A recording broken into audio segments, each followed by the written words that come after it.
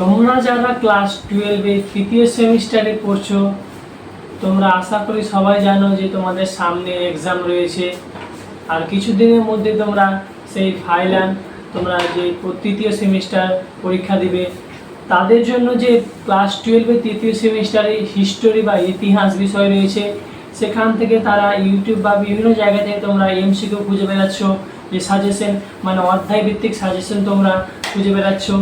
তাই আজকে আমি ক্লাস 12 তৃতীয় সেমিস্টারে যে প্রথম অধ্যায় রয়েছে পর্যটকের দৃষ্টিতে ভারত, সেই অধ্যায় থেকে আমার টেক্সট বই খুঁটিয়ে দেখতে পাচ্ছ আমার টেক্সট বই রয়েছে ছায়া প্রকাশনী, যা শচীন্দ্রনাথ মণ্ডলের লেখা, এবং আরেকটি বই রয়েছে পারুল প্রকাশনী। এই বই থেকেও আমি এই দুটো বই থেকে আমি ফুটিয়ে তোমাদের জন্য 111টি প্রশ্ন আমি তোমাদের সামনে তুলে ধরবো আজকে। তাহলে বন্ধুরা, দেরি নয়, আমরা ভিডিওটি শুরু করব। কিন্তু ভিডিওটি শুরু করার আগে তোমাদের অবশ্যই বলতে চাই, যারা যারা আমার এই ইউটিউব চ্যানেল জীবন স্যারকে সাবস্ক্রাইব করনি, তারা অবশ্যই আমার ইউটিউব চ্যানেলে গিয়ে সাবস্ক্রাইব করে পাশে বেল আইকনটিকে প্রেস করতে একেবারে ভুলো না। তাহলে দেরি নয়, ভিডিওটি শুরু করা যাক। 1 নম্বর প্রশ্ন রয়েছে, অলবেরনি জন্মগ্রহণ করেন কবে? অ্যান্সার হবে 973 খ্রিস্টাব্দে। 2 নম্বর প্রশ্ন রয়েছে, অলবেরনি জন্মগ্রহণ করেন মধ্য এশিয়ার কোথায়? অ্যান্সার হবে খোয়ারিজমে। 3 নম্বর প্রশ্ন রয়েছে, ফাদার্স অফ মডার্ন জিওডেসি বলা হয় কাকে? অলবেরনিকে। 4 নম্বর প্রশ্ন রয়েছে, সুলতান মাহমুদ কতবার ভারত আক্রমণ করেন? 17 বার। 5 নম্বর প্রশ্ন রয়েছে, অলবেরনি ভারতে আসেন খ্রিস্টীয় 11 শতকে। 6 নম্বর প্রশ্ন রয়েছে, পতঞ্জলি মহাভাষ্যের আরবি অনুবাদ করেন অলবেরনি।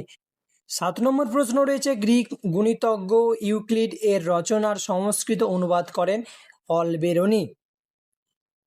এবং 8 নম্বর প্রশ্ন রয়েছে, ভারতের অভিজ্ঞতা সম্পর্কে অলবেরনি যে গ্রন্থটি রচনা করেন তার নাম হলো কিতাব উল হিন্দ।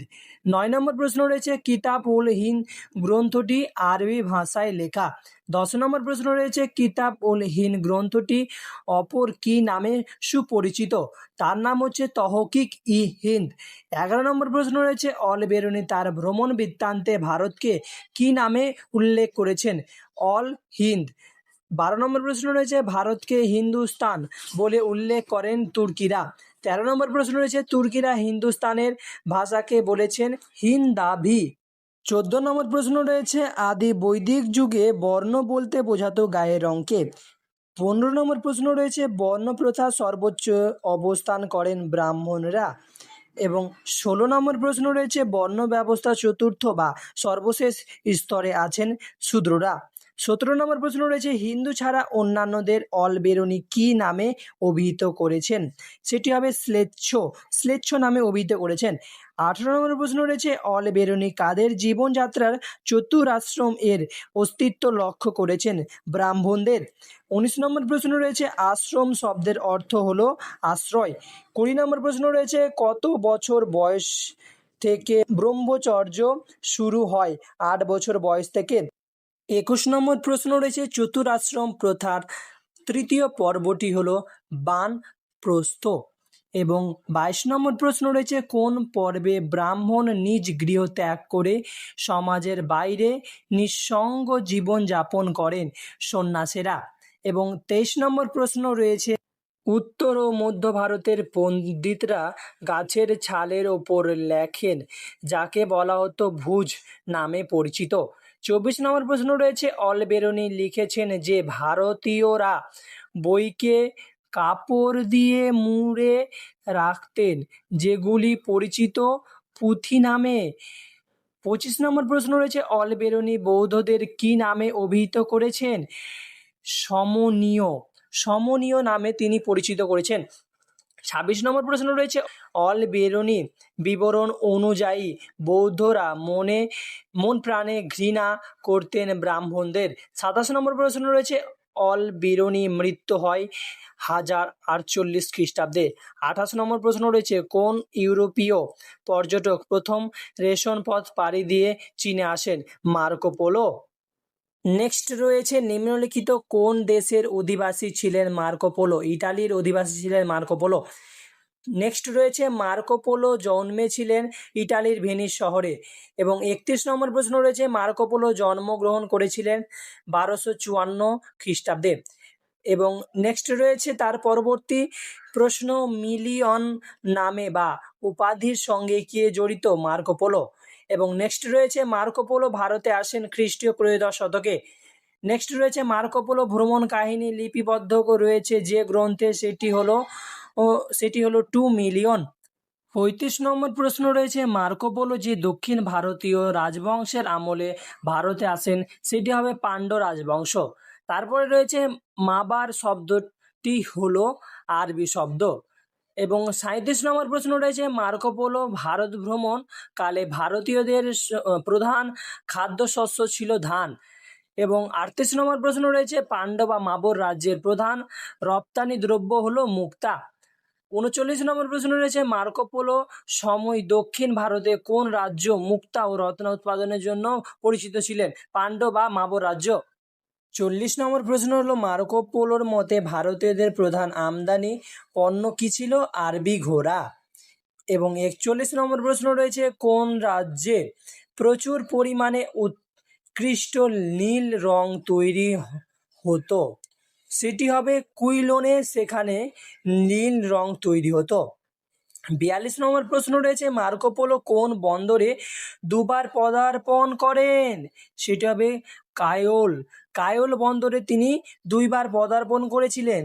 তারপরে 43 নম্বর প্রশ্ন রয়েছে মার্কো পোলো শেষ নিঃশ্বাস ত্যাগ করেন 1324 খ্রিস্টাব্দে।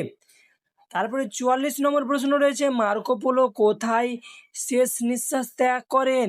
সেটি হবে ভেনিস শহরে। এবং 45 নম্বর প্রশ্ন রয়েছে কত খ্রিস্টাব্দে ইবন বতুতা জন্মগ্রহণ করেন? সেটি হবে 1304 খ্রিস্টাব্দে। 46 নম্বর প্রশ্ন রয়েছে ইবন বতুতা জন্মগ্রহণ করেন মরক্কোর তানজিয়ার শহরে।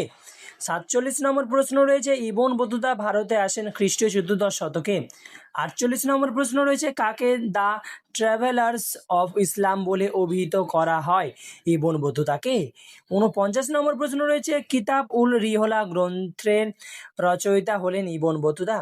50 নম্বর প্রশ্ন রয়েছে ইবন বতুতা কোন নদীকে পানজ আপ নামে উল্লেখ করেছেন? সিন্ধু নদীকে। 51 নম্বর প্রশ্ন রয়েছে ইবন বতুতার মতে সিন্ধু দেশের রাজধানী ছিল মুলতান। 52 নম্বর প্রশ্ন রয়েছে ইবন বতুতা কোন সুলতানের আমলে ভারতে এসেছিলেন? মোহাম্মদ বিন তুগলকের সময়কালে এসেছিলেন।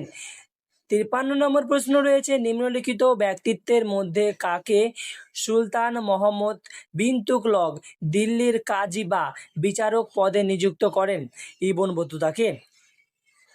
তারপরে 54 নম্বর প্রশ্ন রয়েছে দিল্লির কাজী পদে ইবন বতুতা কর্মরত ছিলেন বা কত বছর ধরে সেই কর্মতে যুক্ত ছিলেন? 7 বছর ধরে। এবং 55 নম্বর প্রশ্ন রয়েছে ভারতে ইবন বতুতা পরিচিত ছিলেন বদরুদ্দিন নামে। এবং 56 নম্বর প্রশ্ন রয়েছে জাহান পনাহতে অবস্থিত মোহাম্মদ বিন তুগলকের প্রাসাদের নাম ছিল দারসরা। 57 নম্বর প্রশ্ন রয়েছে ভারত ভ্রমণকালে ইবন বতুতা কোন শহরকে এক বড় শহর, বিশাল জনবসতিপূর্ণ তথা ভারতের বৃহত্তম বলে উল্লেখ করেছেন? দিল্লিকে। 58 নম্বর প্রশ্ন রয়েছে ঘোড়ার পিঠে চেপে চিঠিপত্র দ্রুত নিয়ে যাবার ব্যবস্থাকে বলা হয় উল্কা বা উলুক। 59 নম্বর প্রশ্ন রয়েছে অন্য জায়গায় চিঠিপত্র পৌঁছানোর পর পায়ে হেঁটে এক জায়গা থেকে অন্য জায়গা যাওয়ার ব্যবস্থা কি নামে পরিচিত? দাওয়া। 60 নম্বর প্রশ্ন রয়েছে মোহাম্মদ বিন তুগলকের আদেশে সুলতানের দূত বা ভারতের দূত হিসেবে ইবন বতুতা যান চীন দেশে। 61 নম্বর প্রশ্ন রয়েছে সুন্দাপুর থেকে কুইলর পর্যন্ত বিস্তৃত ভারতের সমুদ্র উপকূল কি নামে পরিচিত? মালাবার নামে পরিচিত। 62 নম্বর প্রশ্ন রয়েছে ইবন বতুতার বর্ণনায় অনুযায়ী কালিকটের রাজা জনগণের কাছে কি নামে পরিচিত? সামুরি। 63 নম্বর প্রশ্ন রয়েছে কুইলর অঞ্চলের বণিকদের কি বলা হতো? সুলি। 64 নম্বর প্রশ্ন রয়েছে ইবন বতুতা কোন নদীকে নীল নদী বলে উল্লেখ করেছেন? মেঘনা নদীকে। 65 নম্বর প্রশ্ন রয়েছে দিল্লির সুলতান মোহাম্মদ বিন তুগলকের দিল্লি থেকে রাজধানী স্থানান্তরিত করেন দৌলতাবাদে বা দেবগিরিতে। এবং 66 নম্বর প্রশ্ন রয়েছে ইবন বতুতা শেষ নিঃশ্বাস ত্যাগ করেন আনুমানিকভাবে 1377 খ্রিস্টাব্দে।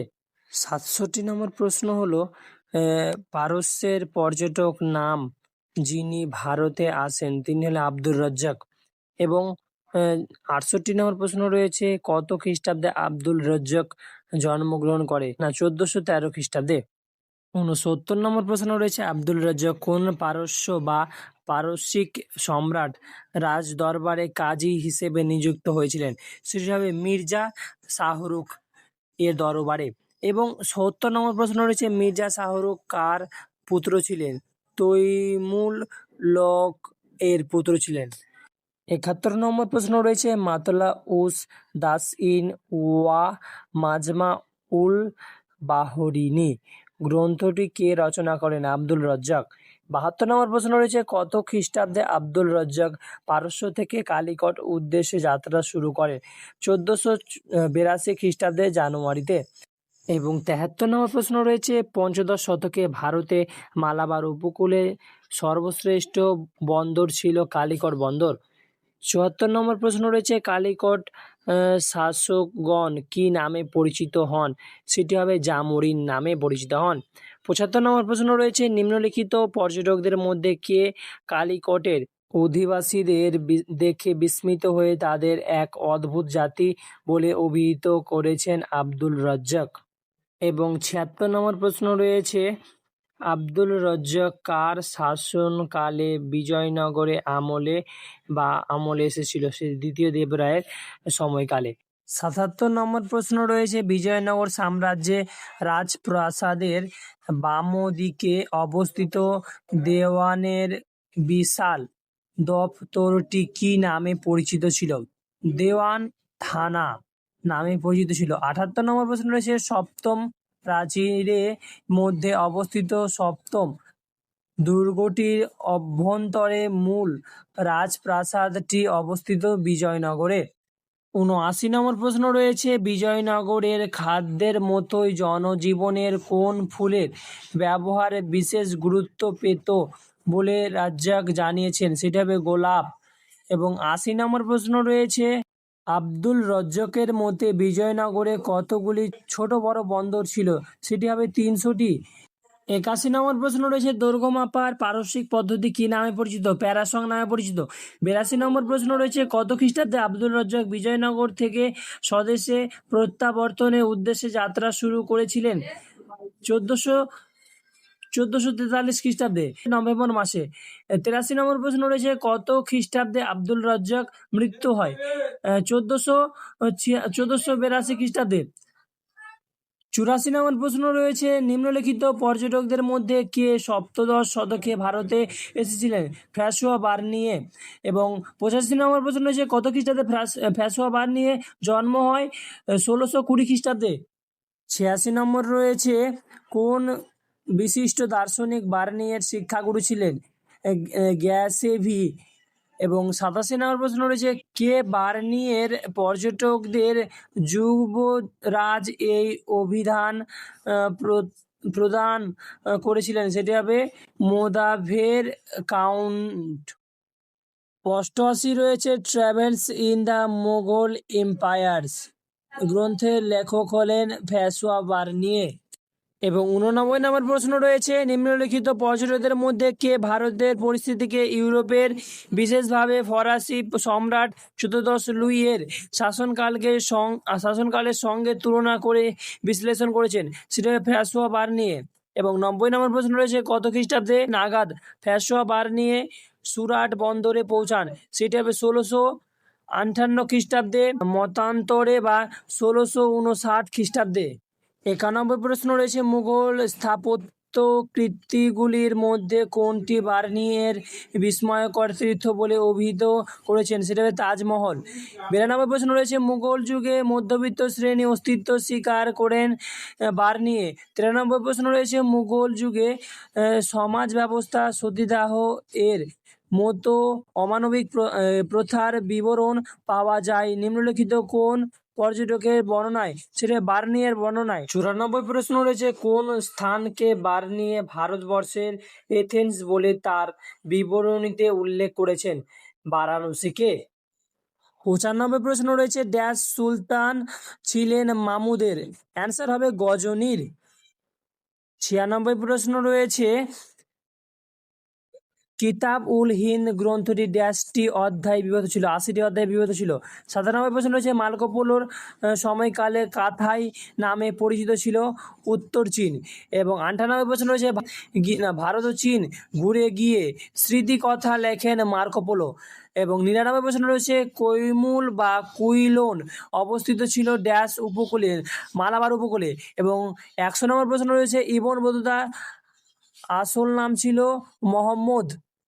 101 নম্বর প্রশ্ন রয়েছে, দ্য ইসলামিক মার্কো পোলোর উপাধি দিয়েছিলেন ইবন বতুতাকে। এবং 102 নম্বর প্রশ্ন রয়েছে, ড্যাশের পাণ্ডিত্যের জন্য তাকে মৌলানা বলে সম্বোধন করা ইবন বতুতাকে। এবং 103 নম্বর প্রশ্ন রয়েছে, আজিসস কথার অর্থ হলো সম্মানিত।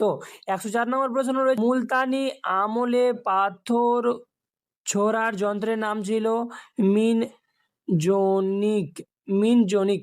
105 নম্বর প্রশ্ন রয়েছে, কামরূপ অঞ্চলে বর্তমান নাম রয়েছে অসম। এবং 106 নম্বর প্রশ্ন রয়েছে, কালিকটের বর্তমান নাম রয়েছে কোঝিকড়।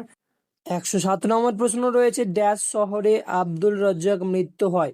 মানে পারস্য হিরাট শহরে। এবং 108 নম্বর প্রশ্ন রয়েছে, বার্নিয়ের জন্ম হয় ফ্রান্সের ড্যাশ প্রদেশে? মানে আজু প্রদেশে। তারপরে হবে 109 নম্বর প্রশ্ন রয়েছে, ফ্রাঁসোয়া বার্নিয়ে পেশায় ছিলেন একজন চিকিৎসক। 110 নম্বর প্রশ্ন রয়েছে, মুঘল অভিজাত দানিশ মন্দ খানের প্রকৃত নাম ছিল মোহাম্মদ শফি। এবং 111 নম্বর প্রশ্ন রয়েছে, বার্নিয়ের ভাষায় তাজমহল পরিচিত নামে, মানে যে নামে পরিচিত সেটি হবে তেগ মেহলে নামে পরিচিত। আশা করি তোমাদের ভিডিওটি ভালো লেগেছে। আমি জানি তোমাদের ভিডিওটি ভালো লাগবে, কারণ এখান থেকে যেগুলো অত্যন্ত গুরুত্বপূর্ণ বা যেগুলো জীবন কাহিনীর মধ্যে রয়েছে, গ্রন্থ রয়েছে, এবং সেগুলোকে তোমাদের এই ভিডিওর মাধ্যমে তুলে ধরেছি। এবং ভিডিওটি যদি ভালো লাগে তাহলে প্লিজ ভিডিওটিকে লাইক, কমেন্ট এবং শেয়ার করে দিবে বন্ধুদের মাঝে।